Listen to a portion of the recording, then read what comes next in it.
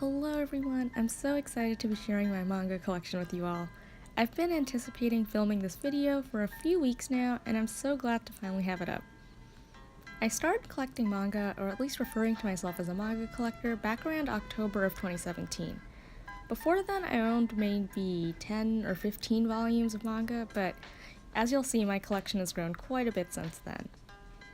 I've always been an avid reader of manga, either via the library or scans, but there's something fulfilling about owning manga and being able to read a series pretty much whenever and wherever I want.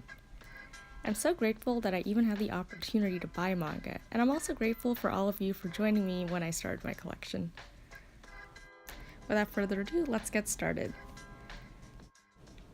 Up first, I have Volume 1 of The Prince in His Dark Days, which I bought used at a convention. I'm planning on making a first impression video of this volume just because it left me with a lot of mixed feelings, in a good and in a bad way, and I'm kind of interested in dissecting why I felt that way. Anyway, it's about a girl who becomes a stand-in for the heir to a major company after he goes missing.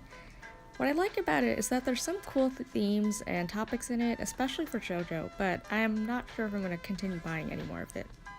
Next, I have volumes 1 to 3 of Princess Jellyfish, which is one of my favorite manga ever.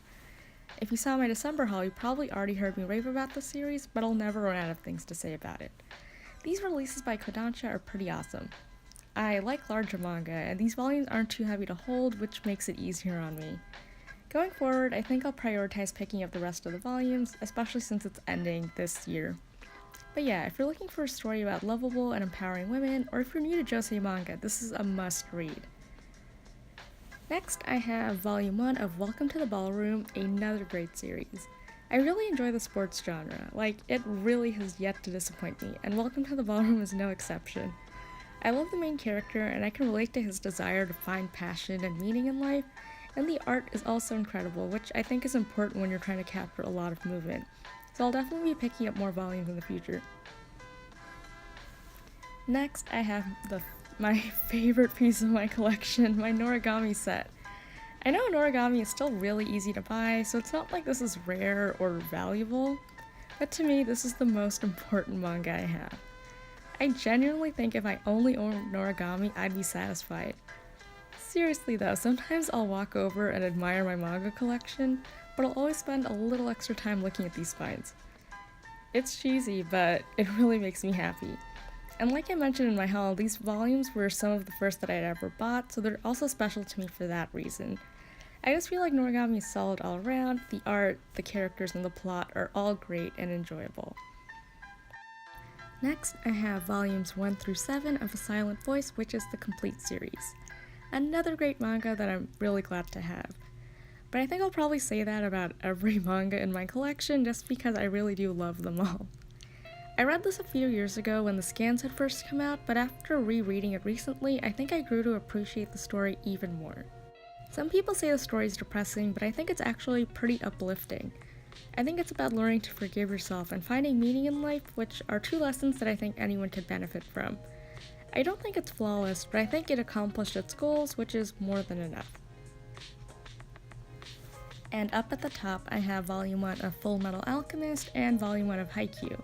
Both of these volumes have been autographed, so I didn't want to put them in with my other manga. The Full Metal Alchemist one isn't a big deal, but the Haikyuu volume is signed on the outside. Yikes. So they've just been chilling in shelf limbo for now. And down below on my next shelf, I have the Your Name visual guide, which I just made a video about, and one of the Naruto art books, which I'll also make a video about in the future. The reason why the Naruto one is upside down is just because I already have the post-its marked for the pages I want to show. And right next to it, I have volumes 1 to 4 completed of That Wolf Boy Is Mine, which is a pretty cute, pretty fun shoujo manga. Every couple months I'll go back and reread it just because I enjoyed it that much. The story follows a girl who recently moves in with her dad in Hokkaido, and at her new school she befriends 4 of the most popular boys after discovering their secret, that they're essentially folklore creatures. If you like shoujo or are interested in shoujo and want to try a romance with a supernatural element to it, this might be a fun one to check out. I like that it doesn't really have a lot of the drama the shoujo manga has, so it's a pretty refreshing find. Next to it, I have Volume 1 of The Girl from the Other Side. Let me tell you, this story hooked me right from the beginning. It's so interesting seeing two beings who I guess seem different from each other relying on each other. I mean, they're literally from two different societies, but it's endearing seeing the teacher figure protecting this girl and taking care of her. He's giving her safety and security, but he's also gaining something from her too. I can't really explain it, but it's a touching story, and I'm glad my secret senpai got it for me last month. I'm probably gonna wait to buy more just because I'd like to binge read it when I get the chance. Next, I have two omnibuses for Orange. Oh man, I'm not really sure how I feel about this.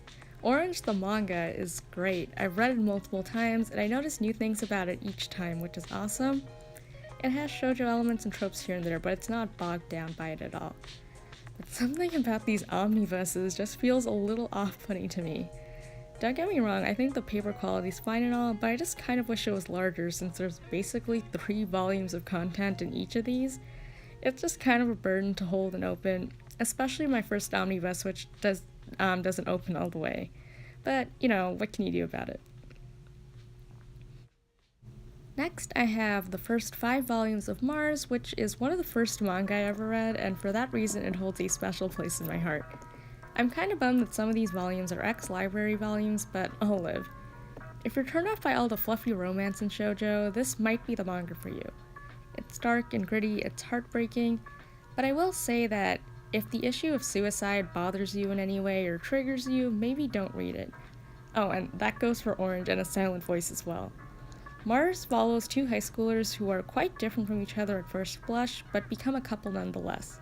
They're not so different, however. Both of them have their own baggage and things that are bothering them and preventing them from moving forward, and the plot is essentially about them trying to live their lives and I guess reconcile with their pasts. Next, I have the first book of Chi's Sweet Home, which is an incredibly cute manga about the adventures of a kitten named Chi after being adopted by a human family. I just love this release, the pages feel amazing, and it's in full color too. If you've already seen the anime, you don't really need the manga, but I just really enjoy the illustrations. Next to it, I have volume 1 of 7 Ghost. I bought this at a used bookstore because I thought it was out of print for some reason, but it turns out that Viz is actually still publishing it. So even though this particular volume is from the old publisher, I'm planning on buying the rest of the volumes from the Viz release, which is why I have it here. It's been a while since I read this manga, but from what I remember, I really enjoyed the story. The main character, Tato, is pretty much just trying to figure out who he is and recover his lost memories, because he seems to be a person of interest to a lot of people, and all the while there are sinister things brewing in the kingdom he lives in. If that interests you, and you also like fantasy, like magic and spirits, this might be something to check out. My arm is quivering. Next, I have volumes 2 to 7 of Haikyuu, which is an incredible sports series. My first exposure to Haikyuu was actually the anime, which I absolutely adore. So I wanted to try the manga as well. I'd say the anime adaptation is pretty much completely authentic to the manga, so you're not losing anything by only watching the anime. I think because I enjoy the anime so much, I've been hesitant about buying more volumes of the manga. I think I'd actually like to save up and buy the Blu-rays first, but I'm not sure yet. How do you decide which adaptation to buy first? Next, I have volume 10 of My Hero Academia. If you saw my November haul, I believe, I mentioned that I bought this volume because it was only $2 on Amazon one day. But don't get me wrong, I love My Hero Academia, and eventually I'd like to own the rest of the volumes. I think I found the series at a crucial point in my life. I can't really explain it, but I do feel like reading the series has invigorated my life just a little bit. This year I'd like to prioritize slowly picking up the rest of the manga and then catching up with the releases. Next, I have volumes 1 and 2 of One Punch Man. To be honest, I've been meaning to pick up more volumes for literally the longest time, but I keep forgetting about it. It's kind of weird because I know I want to read more, but I also don't feel the motivation to buy any just yet.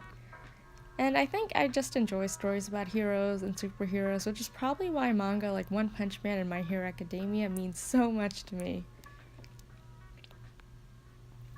Reborn, one of the first shonen I ever read and watched.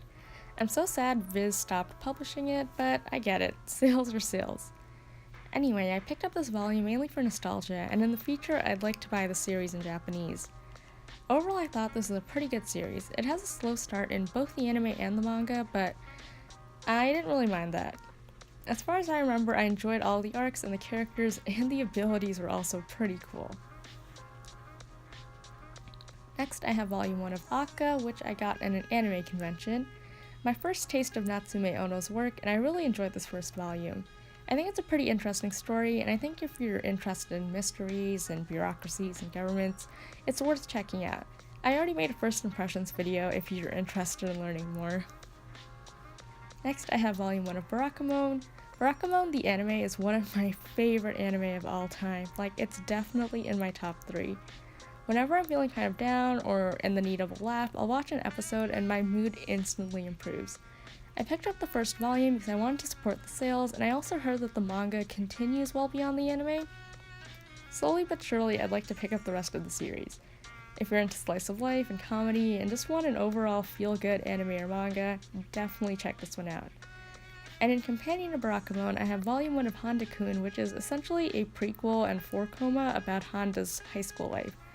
I think it's pretty funny. Even if it doesn't have the slice of life feel, it has all the humor that Handa had during Barakamon. Up next, I have all of my Japanese manga, which I like to keep together just because they're so cute and they look really nice next to each other. Up first, I have 5 volumes of Suteki no Karashi. I'm quite proud of the series because it's the first manga I bought from the moment it got published, and I'm actually keeping up with the releases. I know it's not a big deal, and a lot of people already do that, but I don't. Anyway, this is a great shoujo manga. If you're a fan of Kawahara-sensei, you'll already can sort of tell what you'll get here. Some unique characters, a refreshing high school romance. The story itself does weaken a bit around the 3rd volume, but it quickly redeems itself. And even with that little bump, it still manages to be one of my favorite shoujo manga, which can tell you a lot. The leading male especially is quite unique and memorable for a shoujo character. Next, I have Volume 1 of Haru x Kyo. I'm not really sure how to describe it, but it basically has the same premise as Lovely Complex with a tall leading female and a shorter leading male. I just think this manga is cute because the guy has a temper, but the girl is super sweet. I just think I have a thing for that dynamic. It's a funny and cute story that I'd love to pick up one day. Next, I have probably one of my favorite manga of all time, Tomodachi no Haneshi. Another manga by Kawahara-sensei, but this time the art was done by Yamakawa Eiji, another phenomenal shoujo mangaka. This is a beautiful story, and it's a short manga too, essentially about female friendship and the importance of real and honest friends. A small tangent here, but I think one of the goals of shoujo manga is to present female characters who grow and develop into strong women. And as such, I think this manga hits the nail on the head. There are so many important lessons here that I think not only young girls, but any reader could benefit from. We could all use a reminder on what makes someone a good friend and a good person. Can you tell by now that I love shoujo manga? Tsubasa to Hataru is another great shoujo with wonderful art and good characters. It's not innovative or revolutionary, but it was a good shoujo, and I enjoyed it. So if you want shoujo romance but want a different setting than just the classroom, this might be a fun read for you because it involves a high school basketball team. So it's a low-key sports, high-key romance manga. Koisuru to Harinezumi is another fluffy, cute shoujo manga. I think this is a common premise in shoujo, but basically the male lead is initially perceived to be a rude and violent guy, but the female lead quickly discovers that he's actually quite nice, sweet, and a well-meaning person. I think I personally enjoy that premise, so I naturally enjoyed it. I think it's a fine shoujo that if you're ever in the mood for another romance, you'd probably enjoy it. I think it also wraps up in 4 to 5 volumes, which is nice because it's not a huge commitment. Kyoko yo Hajimemasu is one of the first shoujo manga I ever read, and another one of those stories with drastically different leading characters. But what I liked about this manga is that it's actually quite long for shoujo. It's about 100 chapters, and across the story, the main characters develop a lot. The female lead especially wants to find her passion in life, which is pretty relatable to a lot of readers. And this manga also sends a good message that at the end of the day, you should be doing what makes you happy. Even if that wasn't the goal of the mangaka, I'm not really sure. I'm not in a rush to do so, but eventually I'd like to pick up the remaining 10 volumes. Next, it's actually not even a manga, it's the Reborn art book, which I bought just to support Amano-sensei because I love her art. Taking a quick break from all the shoujo is Volume 1 of Inuyashiki. I mainly got this because I think the Japanese release looks way nicer than the English one. I know that's kind of shallow, but what can I say?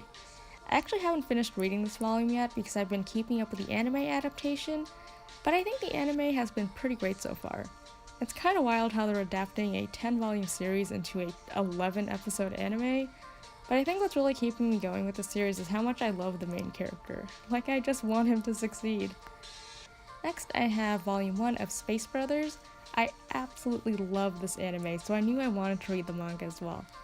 I just love how these releases work. I just can't help but admire something so sparkly and pretty. What I love about the series is the balance it has between seriousness and grittiness and lighthearted humor. I was also quite taken with the premise. The main character and his brother made a promise as kids to become astronauts one day, and the story basically follows the MC who is revisiting his dream as an adult. And he's also dealing with things like his inferiority complex that held him back before. I feel like a lot of people can relate to the idea of reflecting on a childhood dream. Next, I have some manga samplers, which I got from various conventions. These are pretty cool to have because you get a taste of different manga series that you might not have been interested in otherwise. The only thing I don't like about them is that they don't have the first chapter of whatever manga they're promoting. So for example, with this 2016 Viz sampler, there's a preview of Black Clover, but it starts with them already having received their grimoires, and not with like the beginning first pages. Maybe it's not a big deal, but I think I'd rather have the opening pages of a series just so I know if I want to see it or not. And we're at the final stretch. Next I have volumes 1 to 10 of Namida Usagi, which is the complete series. I mainly bought this because I'd read the scans for the manga way back when, but if I'm remembering correctly, the scans only covered up to volume 4 or so there was a whole half of the story I never got to read. I binge read it once I bought it, and honestly, it was okay. This is another example of a male lead who's cold and distant at first, but is actually quite kind, and a shy female lead who discovers that about him. It was pretty much a standard shoujo to the end, but not in a bad way. I still enjoyed it, and there's one reveal at the end that I thought was really cute. Next, I have Tsubaki-cho Lonely Planet. Along with Suteki no Kareshi, this is another manga that I started collecting as soon as it was published, and I've been pretty much keeping up with the releases. Quick tangent, if you're familiar with the writer Yamamori Mika, her last series, Hirunaka no Ryusei, was insanely popular. Like, everyone in the shoujo community was reading and talking about it, and the inevitable love triangle is also quite divisive. So when Lonely Planet came out, people were saying that she only wrote this series to appeal to people who didn't like her previous one, and I kinda saw that. I feel like this manga has been a bumpy ride. Some parts are super interesting, some parts are annoying. It's about a girl who becomes a housekeeper for a writer to pay off her debts, which is not really new in shoujo. I haven't read anything beyond this volume, so I'm not sure how it's progressed, but hopefully it has gotten better. And that brings me to the end of my very first manga collection video. I definitely underestimated how much time it would take to film this, but I had fun all the way. I hope you had fun watching as well. I'm very happy with everything I have, but going forward, I'd like to start reading more genres and exploring demographics like seinen and shonen titles as well. With that goal in mind, I'm kind of excited to see what my collection will look like next year. Thanks again for watching, and I'll see you next time.